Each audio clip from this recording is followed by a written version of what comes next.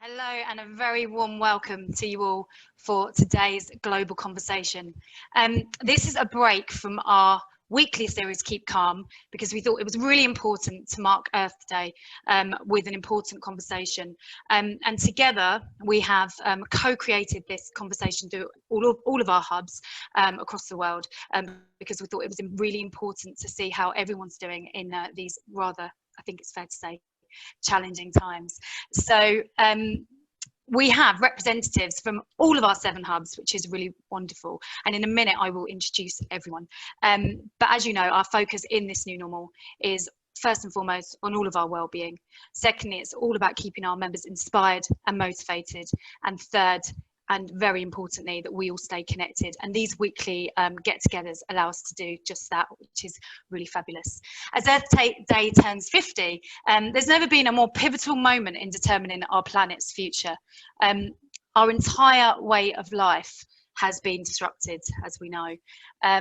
But there's been some benefits, which has been fantastic, and lots of opportunities that we're going to discuss within this conversation. But one of the things is, well, pollution is down, and air quality lives are improving, and we've experienced firsthand that when we act together, we can vastly improve the well-being of each other and others, and we're stronger together, as we always say. So never before has our Brave Together agenda been more apt, and we felt today it was necessary to address as an industry and global community the current situation we're in, the challenges we're facing, and look at how it's time to pivot, which we've all been doing, reframe, and importantly embrace the opportunities that we have.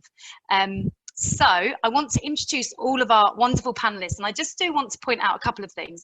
Firstly, this is a genuinely co-created event. It wouldn't happen without everyone within our membership and our hubs and our boards. So thank you very much.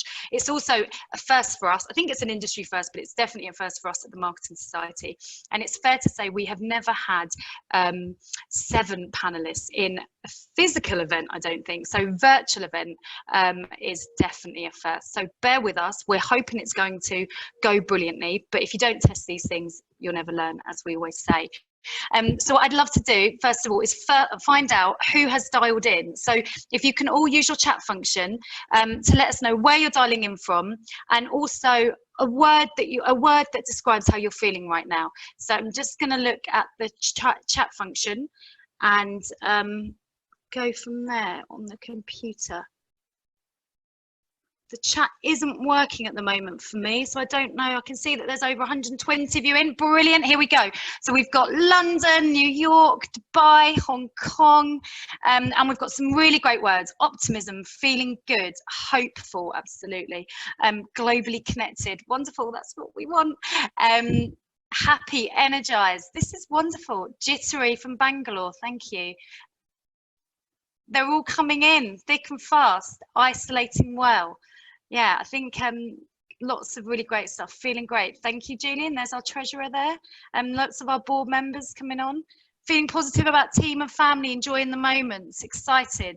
Wonderful. So there's a real positive vibe in the air, which is absolutely brilliant to start this conversation. So I'm now going to introduce each of our panelists and ask them how they're feeling. So first up, we have Halad, our wonderful chair in Dubai, Middle East. So where are you? There you are. How you doing, Halad? Hello. So Hi. just tell us what you do and how you're feeling right now. Well, Khaled Ismail is my name, and I'm the chair of the Marketing Society here in Dubai. I'm also the vice president for Tetra Pak, for communications for Europe and Middle East and Africa. And I guess in one word, I'm a bit tickled right now. How apt for you, Halad. I love it. He has a fantastic book all around being tickled. Lovely. We'll now move on to Margaret, who's our chair in New York. Come and join us. And take off mute. Lovely. Good morning, Gemma. I'm Margaret Malloy, the chair of the Marketing Society in New York and the Global Chief Marketing Officer of Siegel & Gale, the brand strategy agency. And I'm feeling grateful. Lovely. Thank you very much, Margaret, and welcome. Ed, where are you? Come and join us from our board in Hong Kong. Hi everyone, greetings from Sai Kung here in Hong Kong. I've been staying here now for a couple of weeks on this kind of stay-at-home, work-from-home way of working. So for those of you who don't know, I'm the head of marketing at Cathay, and in one word, I would say that I am optimistic. Very nice, and I think you're mirrored by a lot of our audience as well. Thank you and welcome, Ed. Where are you, Fiona? Fiona, our chair in Scotland, come and join us. Hello everybody, I'm Fiona Burton. I'm the chair of the Marketing Society in Scotland and also board partner at the Leith Agency based in Edinburgh. Wonderful, and welcome to you. And how are you feeling in one word? I'm feeling connected. Nice, like it. Well, that's what we want to do, as we always say. Lovely. Dom, where are you? And Dom is one of our board members in London, actually based in Gibraltar, but he's here representing London and England. So where are you, Dom? Hey, greetings from sunny Gibraltar. I'm Dominic Grounsell. I'm the Managing Director of Sports Brands UK Ireland for GVC. And how am I feeling? I'm feeling a bit like a yo-yo today, a little bit up, a little bit down. Love that. Thank you and welcome, Dom. Next up, we have Virginia, who is our outgoing chair in India. Where are you, Virginia? Hi. Hey, everyone. This is Virginia Sharma. I have been the chair the last 3 years, so this is probably my swan song. And I am feeling inspired. Love that. Wonderful. And welcome, Virginia. And last but certainly no means least, our wonderful chair in Singapore, Southeast Asia, Erica, come and join us. Hi, I'm Erica. I'm the Senior Vice President of Marketing and Partnerships at One Championship. And I'm here in Singapore, and I would say I'm going to use a new word. It's a new verb that's been entered into the English language, and I am zoomed out. Oh, so that's very apt for today. Thank you and warm welcome to all of our panelists. So we're going to start the discussion now. As always with all of our events, we encourage interactivity. So of course use the chat function as you've already been doing, which is cool. But if you've got some specific questions, if you can use the Q&A function and say who your question is directed at, and I promise I will get to as many as we can, but we've got about 45 minutes. We've got a lot of topics to cover. So if we don't manage to get to your question, we will try to answer it afterwards. Okay, brilliant. Thank you very much. So I'm going to start with Halad, which I can't see at the moment with my screen. I'm here. There we go, Halad. As we've been talking about a lot, it's fair to say that none of us have experienced anything quite like this before. So what are you personally finding the most challenging right now at the moment? And what's challenging for your business that you've got? Yeah, you know, as I've always reflected now, I'm an extrovert, and we'll be talking about extrovert and introvert. I'm an extrovert, and I get my energy from people. And the biggest challenge is for me being cocooned in a house, not being able to meet people, see people. Going to the supermarket right now is an exciting thing. It used to be a chore. So from a personal point of view, these are the things that are different. On a business front, I think these meetings, whilst they're wonderful in this instance, we have so many of them. So I think the challenge is to how to prioritize them. People seem to think that you're at home, that means you're available all the time. So I'm trying to keep my meetings within 30 minutes if I can, so I can attend to these personal calls and the crisis calls and the others. And the other thing, I think, forecasting. How do we then, from a business point of view, forecast how the balance of the year looks like? How do we plan? What do we prioritize? So really, it's about prioritization right now like never before.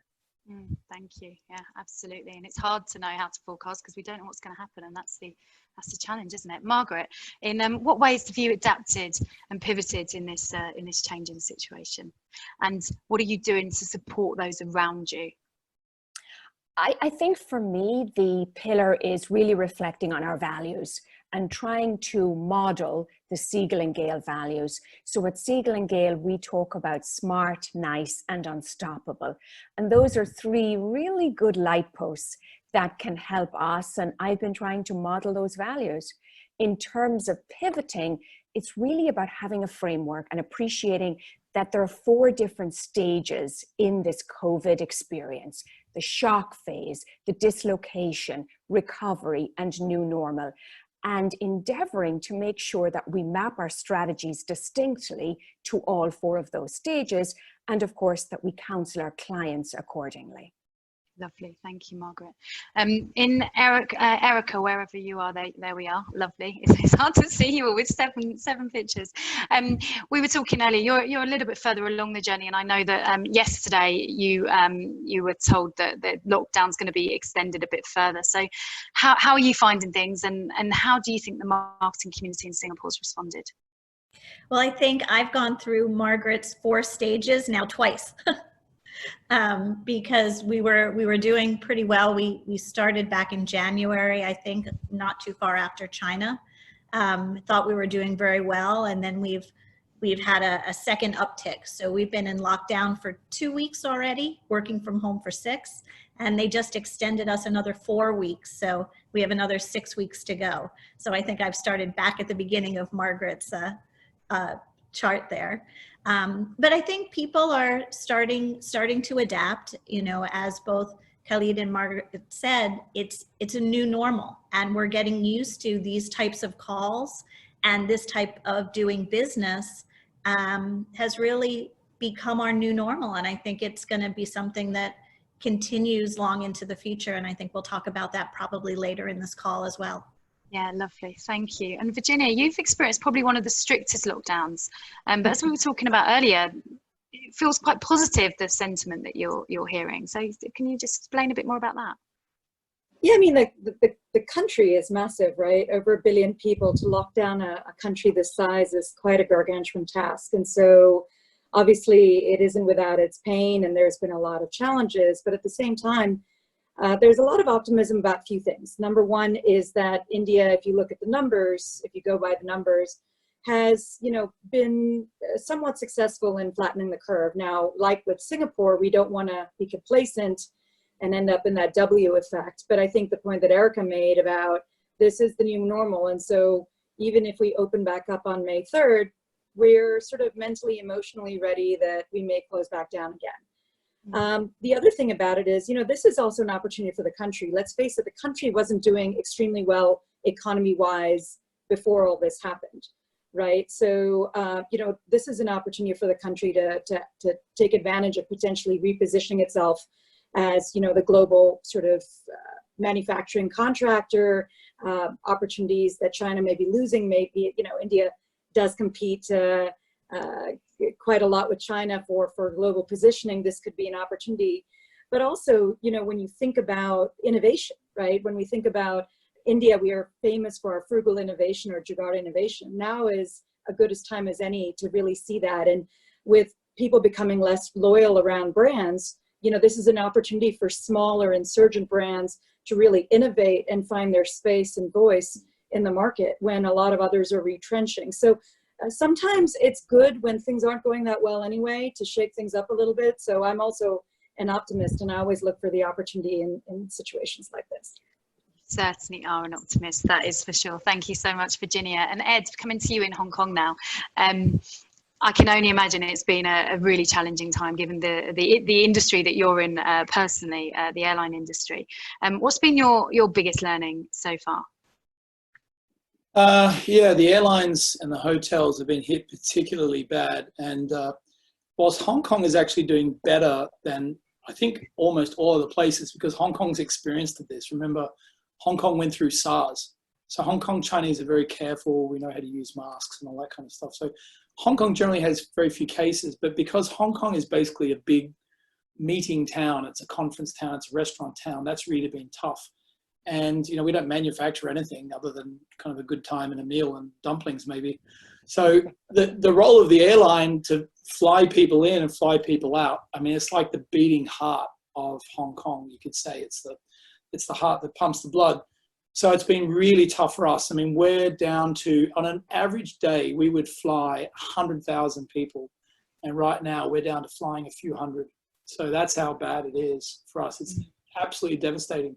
And for the first time ever, there's nearly all of the planes are parked up beautifully, as the Cathay pilots do. But it's a beautiful thing to see, but it's also kind of a very sad thing to see so many planes parked there. And believe me, there's nothing more expensive than a plane not flying. That's terrible. So, I mean, the big learning, I think, is, you know, Hong Kong's been through a lot of ups and downs, and Cathay's been through a lot of ups and downs. The learning I think we have is agility is key. That you have to, when you're a big operational business like an airline, you have to move fast. You have to respond.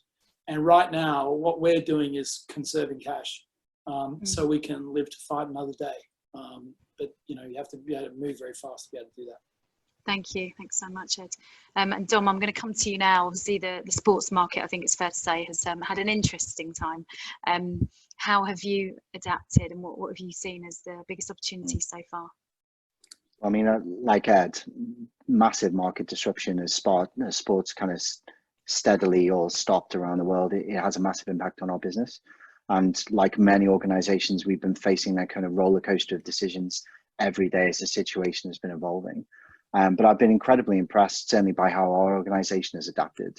You know, we went from a business that was predominantly office-based to being all working from home in the course of a weekend, which was incredible and involved people shipping equipment over borders and, you know, setting up processes. And it was very impressive to see how the business managed that operational complexity.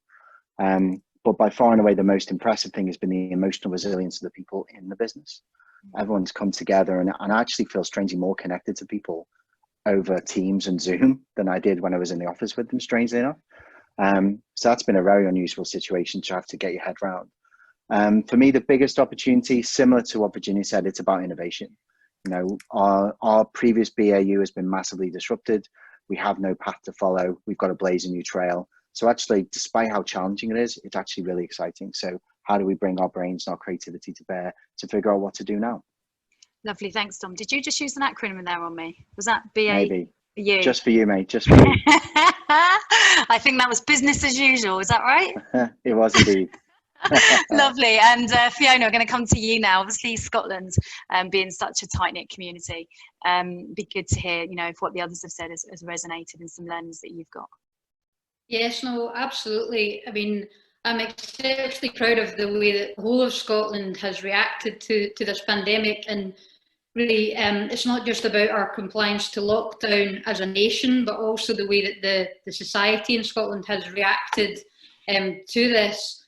Just to put a bit of perspective on it, the marketing and advertising industry is worth £8.8 billion to the Scottish economy. So we're not a small sector, and it's really, really vital that we rally around each other and support each other through this over the coming potential 12 months, if not more. What we're seeing is our members, like most, are facing, you know, incredible hardship, trying to keep their brands alive, trying to keep their businesses afloat. But I'm touched to see some well-established brands giving more work to agencies, recognising that they're struggling. Touched to see that many bigger businesses are actually changing payment terms for smaller businesses, and also changing payment terms for freelancers to make sure that if anyone has cash flow issues, they're being supported. And then finally, what we're doing at the Society in Scotland, we've set up on week 1 of lockdown, we set up a business mentor scheme. So again, business leaders within the Society have been able to get together and share learnings. Just ensure that we're not all making the same mistakes twice, and benefiting from that connection. Lovely, and I think we're going to be moving that out wider scale, because it was a great idea, and I think all the global community could benefit from that. So lots of peer-to-peer mentoring is going to happen for sure. So thank you, Fiona. So given its Earth Day, I'm just going to move on to our planet. I think it's really important to address one of the positives that has come out of this pandemic is, as I said in the beginning, the effects on the environment, with less traveling particularly, and many other effects, positive effects. Many are saying it was time for us to reset and we needed to really start listening. So what do you think we can learn to this? And I'm coming to you, Ed, first, given the industry that you work in particularly. What do you think we can learn, and how can we keep this positivity going? Well, Gemma, I certainly don't want to endorse the idea that traveling less is good. I'm in the business of making sure we travel a lot. But I mean, quite seriously, I mean, of course, sustainability has become, you know, it's the #1 existential issue for the travel industry. And I think when I heard that Coldplay were not going to support their latest album until they could find some way to sustainably travel around the world, I kind of said bullshit under my breath. But I kind of also thought, well, that's a thing, you know, and then we've got to, you know, address how this works. So the aviation industry has been working really hard on this, and I mean, Cathay's been working on it for a long time. I think it was back in 2004. Cathay actually was the first airline in the world to set up a carbon offsetting scheme. So Cathay's been doing a lot of that, and we've been, you know, all our plastics are all recycled, and you know, we do a lot of these things. But it's actually very expensive to do any of these changes quickly, as important as they are. I mean, we're invested in biofuel companies. We're doing a lot of things, believe me, but it's very hard. I mean, airlines are typically quite low margin businesses, and it's just very hard to do them quickly. So what's happened is the commitments that we have made about reducing our single-use plastics and things like this, we're probably going to have to push back those dates now. That's one of the things that we're going to have to do, even though we're working really hard. But one of the things that's come up, I think is very interesting, is just how before COVID-19, we were all very much focused on how can we make our businesses more sustainable, et cetera. Now what we see is actually a lot of the things that we were going to do, people don't want now, because you've got a conflict between the hygienic reassurance of things like plastics and single use, that surety that no one else has touched this thing. You know, your headphones are wrapped up in plastic. That's now a new need. That's now a new requirement.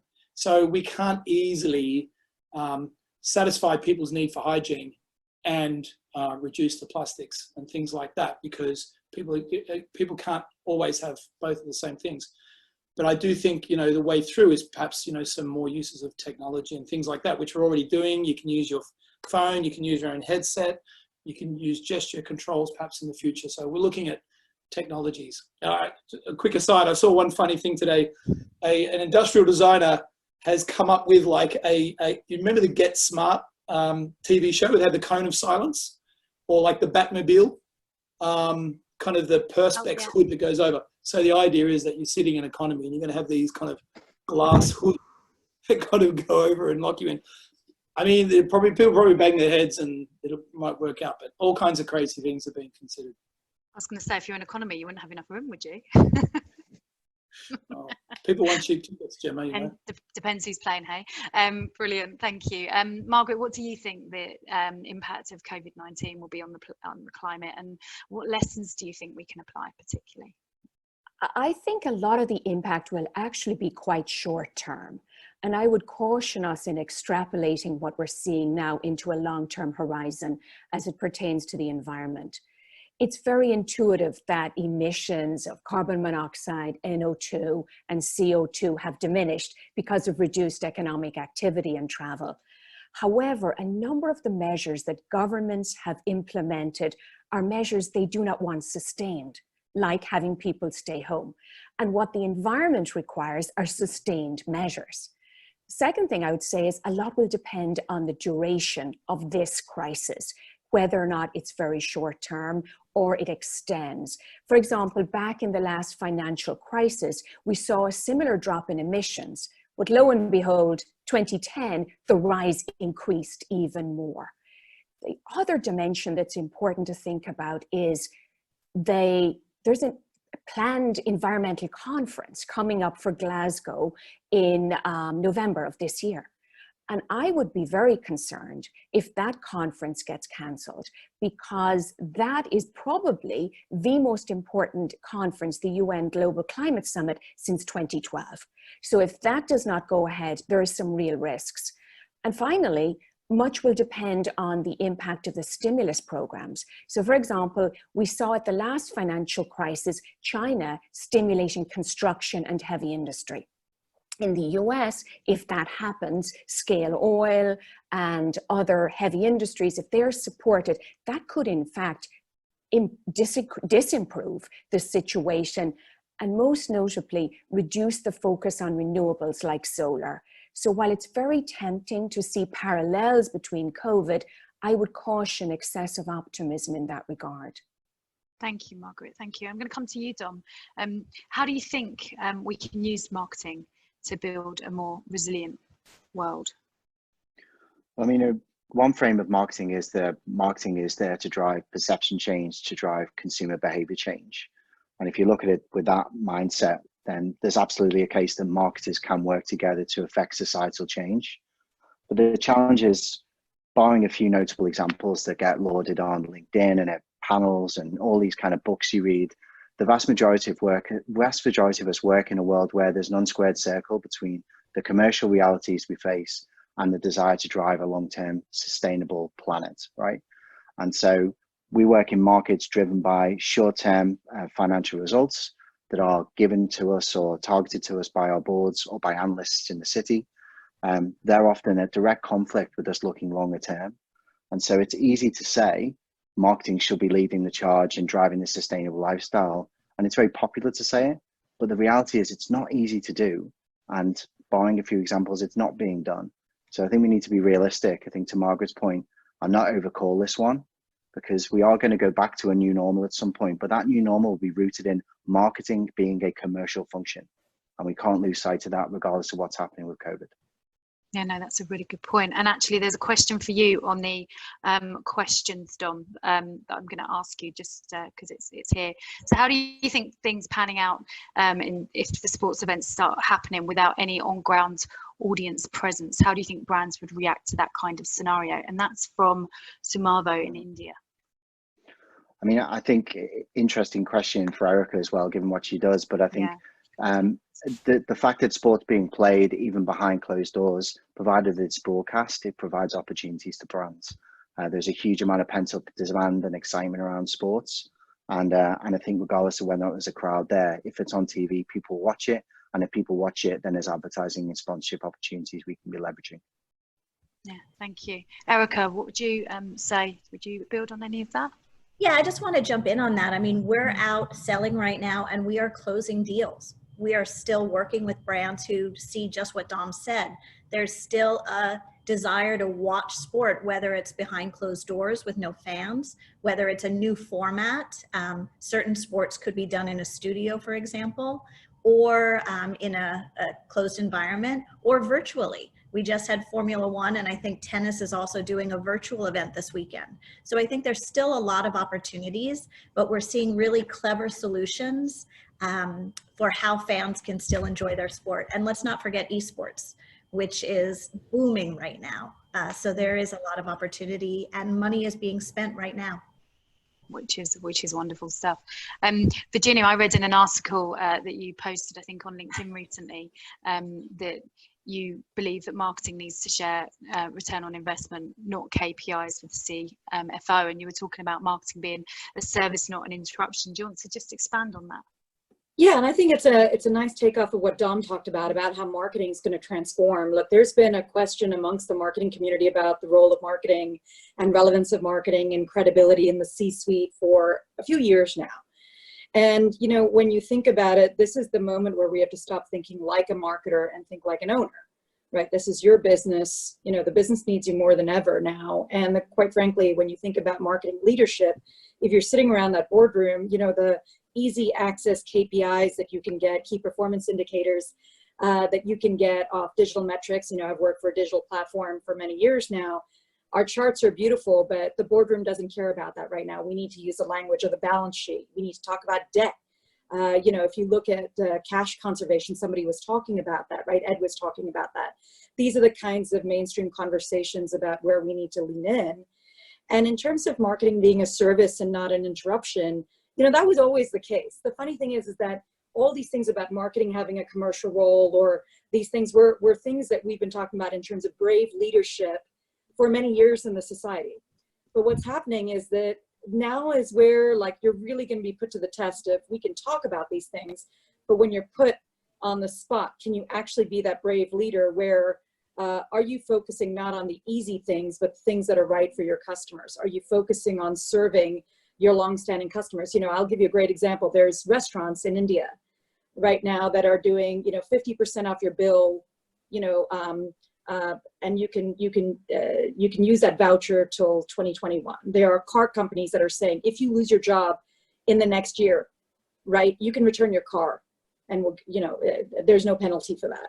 So brands that are thinking about these ways to actually serve their audiences, especially their loyal customers, are really going to come out ahead. But that was always the case. Now it's a matter of it's no longer optional, or not only a few good brands do it, everybody has to do it.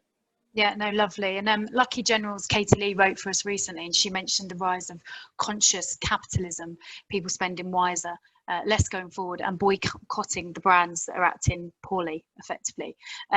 Fee, I'm going to come to you, Fiona. Is the way brands conduct themselves during this time, do you think it's crucial in terms of not just their survival, but them able to thrive in this time? Where are you, Fiona? Are you there? Fiona? There we are. We're unmuted. Yeah, I mean, Gemma, absolutely. I think it's vital that brands are behaving in the right way at this time, and customers have very long memories, and certainly they're not going to forget how they felt and how brands treated them during COVID-19. Thinking about and looking at a few studies, so as of today, just over 50% of Americans want to deal with brands that are having a positive effect and helping in some way the COVID-19 crisis. So that's happening now, and if you project into the future, it's only going to be brands that have purpose, that brands that are doing something good, adding some value that will survive. And Virginia talked about relevance earlier, and I think never before has relevance been so important, because each week is different, never mind each month. The trends that we're seeing, like the anti-globalization trends, the trends in sort of contactless consumer purchasing, I think, yeah, it's imperative really for brands to be on the front foot, and empty promises and gestures are going to backfire on brands pretty quickly. Yeah, absolutely. Do you think this is an opportunity, therefore, for brands to pause and take a step back and reassess their business models, and make sure you come off pause if you're on pause? The business models. I mean, this is, if you think about the brands that have done really well. I mean, at the airlines, I was just saying before how tough this has been for us and all the airlines around the world. And but the ones, I mean, it's just amazing to see that Amazon are like booming. Netflix are like throwing parties. I mean, they're just going so well. So all these direct-to-consumer businesses are doing really well. So I think, again, as I said before, agility, I think everyone wants to think like an entrepreneur. Even if you're a big business, you can't let your size be your handcuffs of your mind.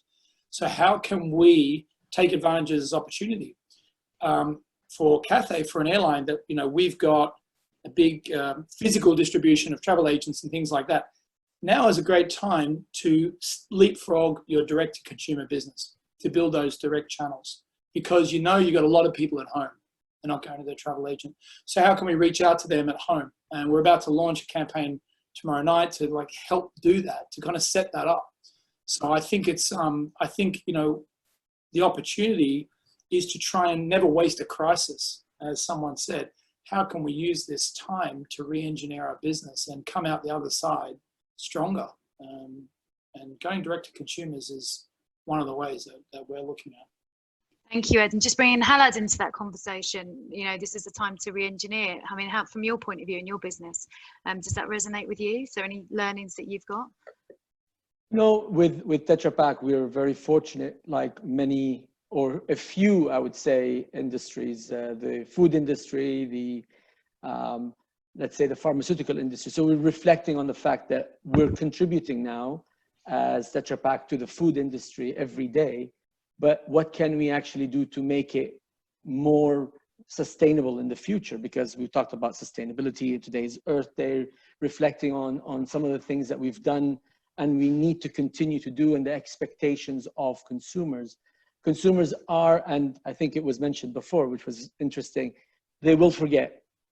And that's the fear that I have, is that they will forget these difficult times and they'll go back to the old days. And there was a mention about whether I'm going to use a reusable product or a single-use plastic thing.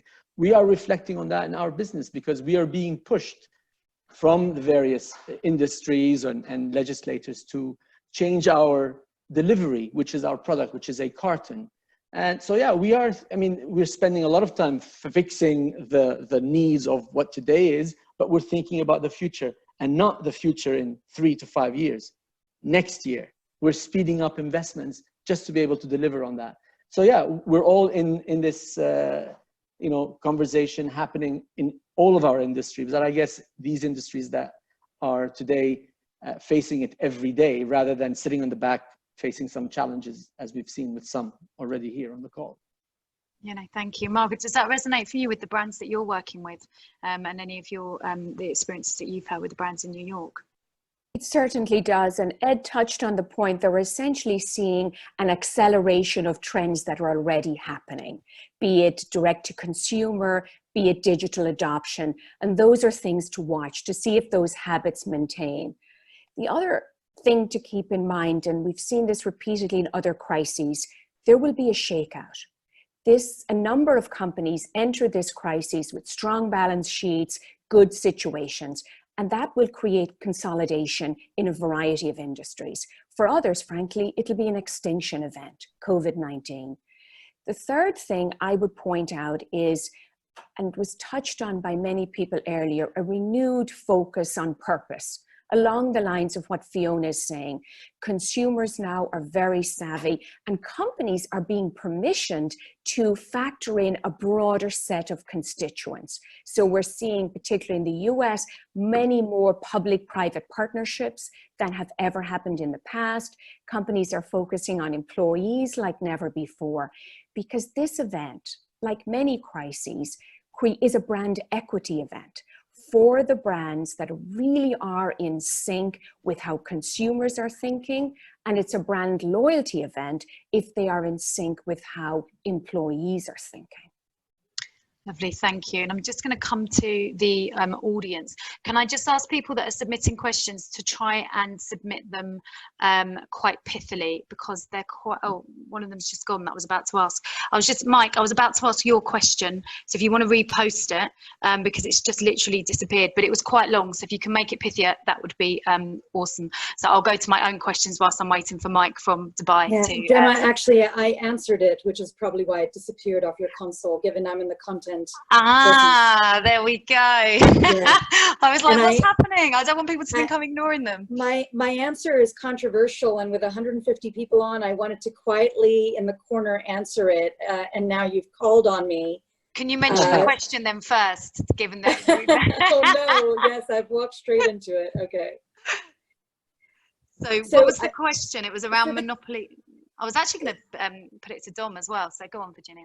Yeah, I mean, I think the whole question about, in the content creation space, and the recent news that we've seen in Australia about some legislation that's come out that, platforms should be paying content creators for content, or sharing the revenues, and not just being the only ones that benefit from the advertising.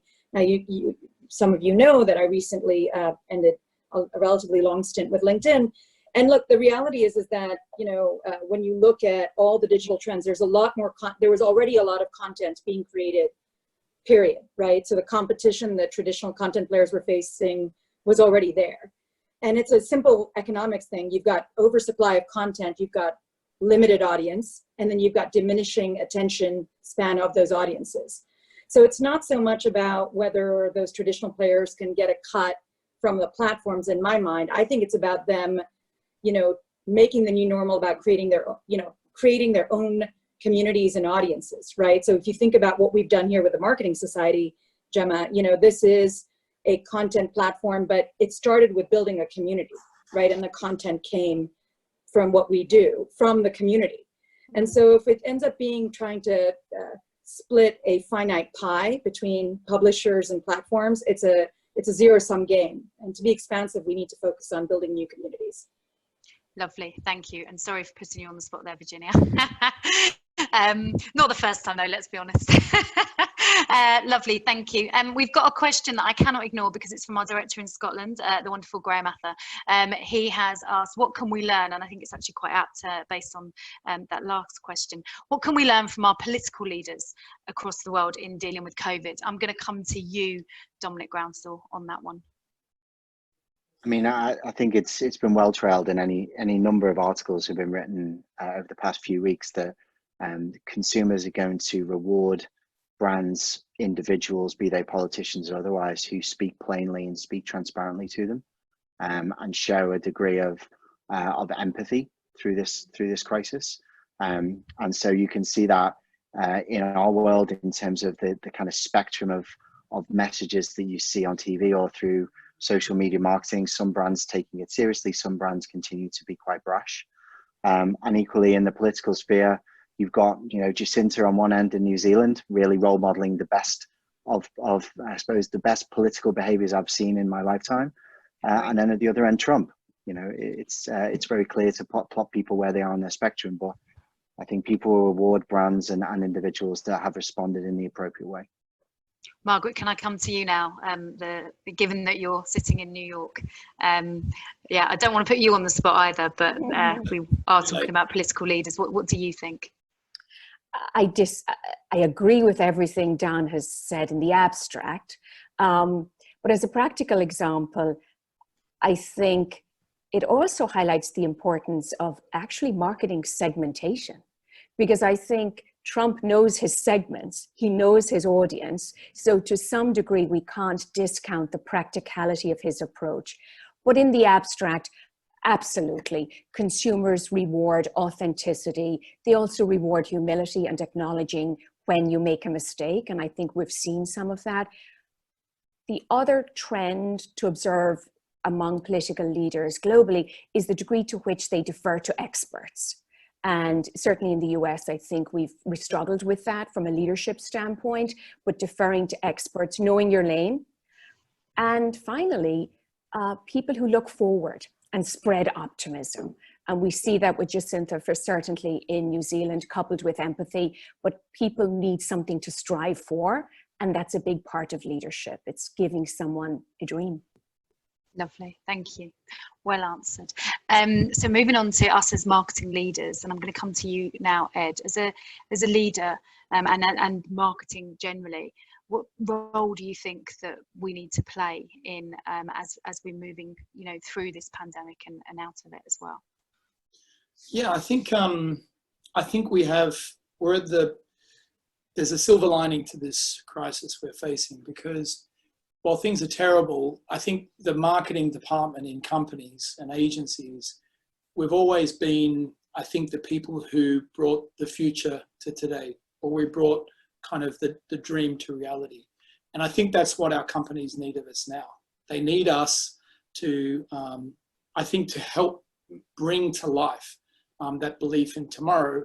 And I think that happens at the abstract level, as was just said by Margaret, in terms of the belief and the feeling and the belonging. We can do that. But very importantly, marketing has to do its job of grow the business. And let's face it, the issue we have, the bigger issue rather than the number of infections, is the collapsing of the business community.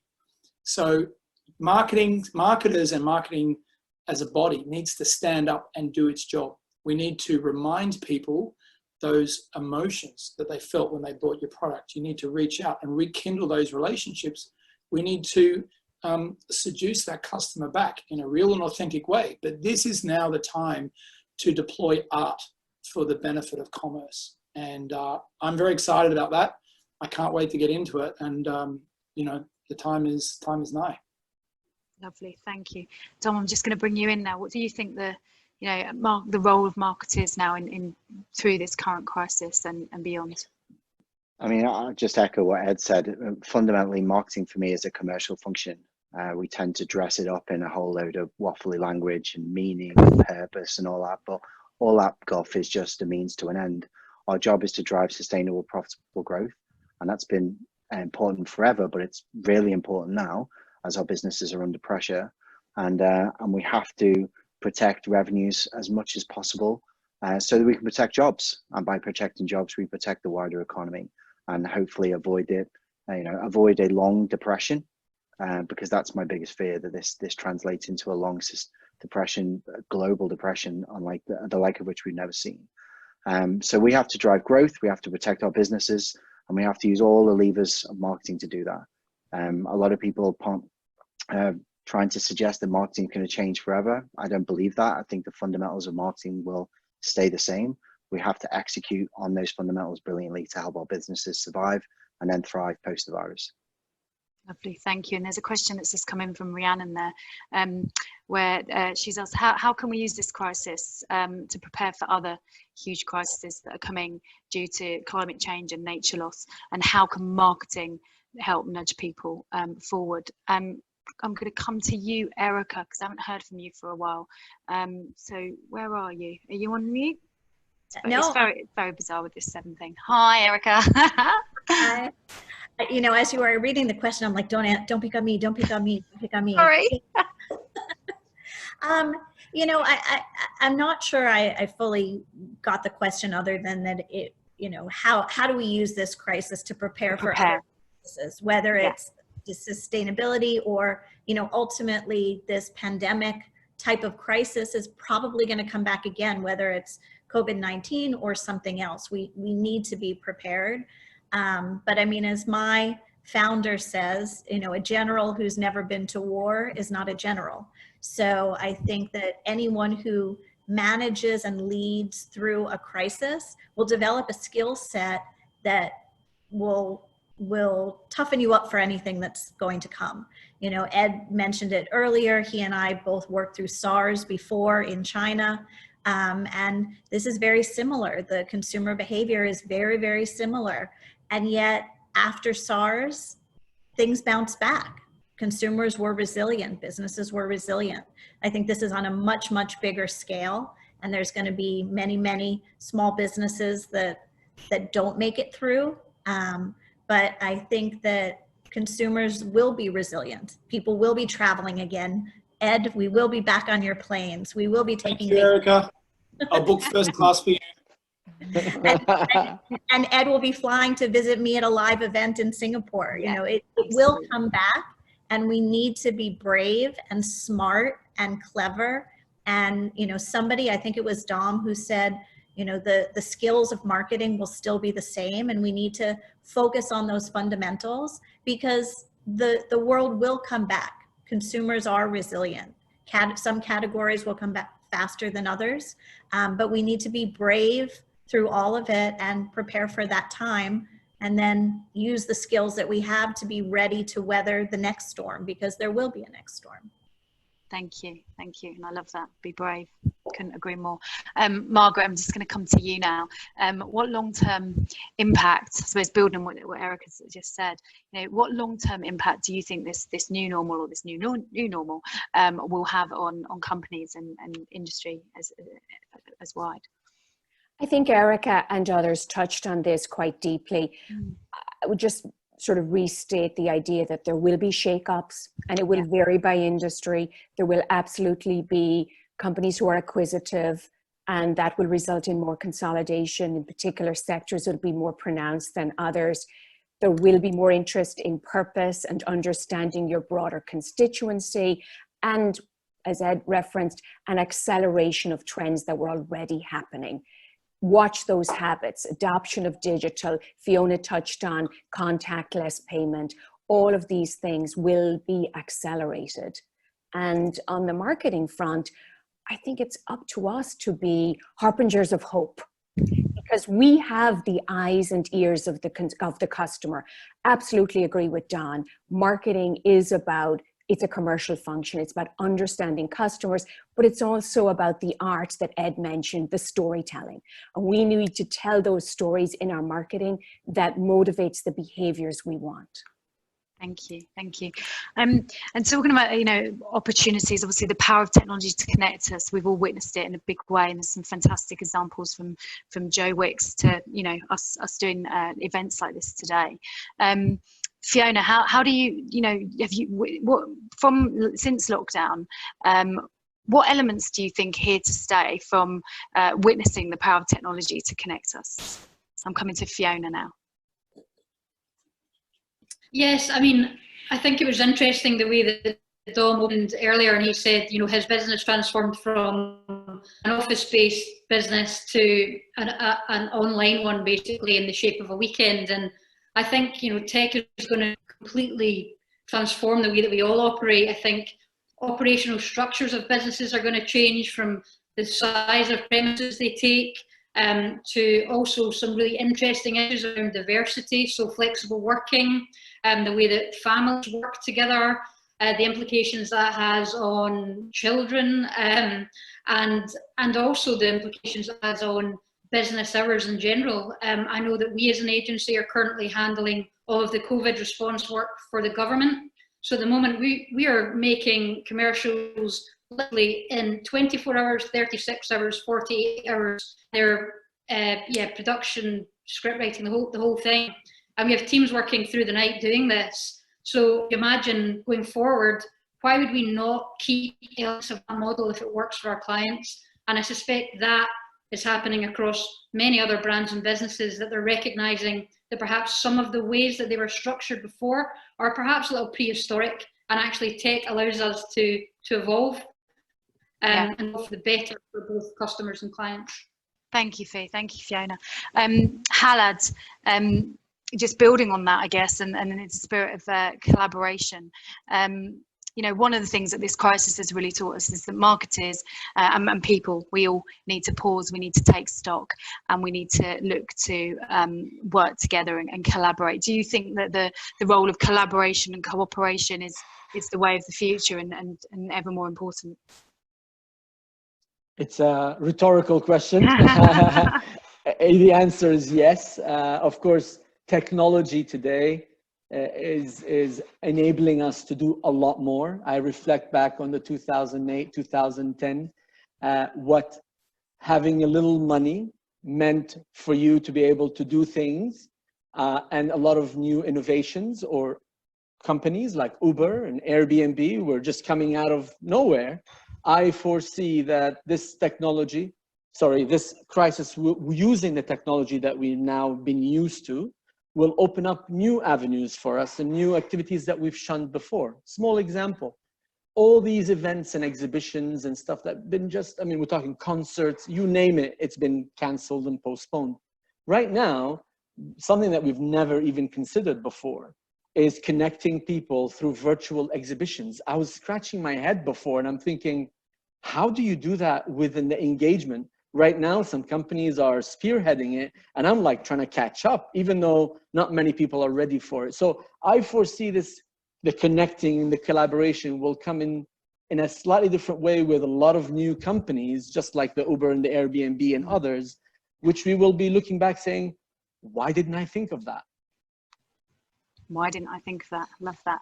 I'm very aware of time, and I'm trying to ask as many questions as we're getting in as possible. But in the last 5 minutes, I just want to turn to you all and ask one by one, and we can do it in whichever order we like. Maybe Khaled last, because he's just spoken. What's the one piece of advice, the key takeaway that you could give to our audience today? Who do I pick on first? Ed, I'm coming to you in Hong Kong as you're having a glass of water. Yeah, look, I just want to build on, I think, what Khaled said, and I think the theme here, a lot of people might remember that it was during the SARS crisis that Alibaba in China and JD, Jingdong.com, became consumer brands. They were B2B brands, and they basically used their delivery infrastructure to send products to consumers. Now they're absolutely huge. I think this is the golden opportunity for us not to be defensive. We have to be super aggressive. And I think this is the way to be, this is the time for the craziest ideas. Because when everything's going great, you can never change anything.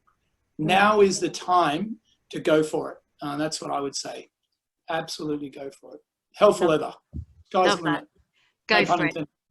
in the style of a tweet, which is what I usually do with that question, go for it. That'd be the key takeaway there. Thank you very much. Coming to you now, Fiona.